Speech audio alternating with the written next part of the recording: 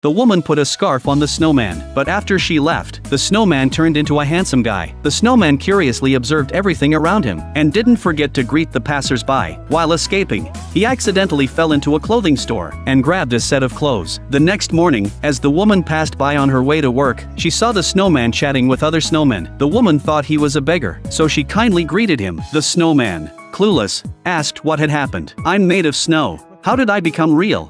The woman didn't understand what he was saying, and only thought he was a foolish homeless man, dressed so thin on such a cold day. She kindly took him into her restaurant to warm up. The woman asked him what his name was, but the snowman said he didn't know. Seeing the word Jack printed on his clothes, she decided to call him Jack for the time being. Thinking he was just a clueless guy, she asked what the last thing he remembered was. Jack replied, "I only remember that last night you gave me a scarf, and then I turned into this." The woman was a bit skeptical, so she took out her phone to compare it with the photo she took last night, and it looked exactly the same. She touched his forehead. It was icy cold. Was this a prank or was he sick? The woman quickly took him to her friend's clinic. The thermometer showed his temperature was too low. The doctor suspected it was due to a dead battery, so they replaced the thermometer, but the result was still the same. Jack's body was not only cold, but he was also sweating heavily. The doctor couldn't explain it, so he told the woman, "Just pretend he's telling the truth. Anyway, it's almost Christmas. Maybe it's a gift from Santa Claus to you. He's handsome and obedient. If you don't want him, I'll take him." Jack said,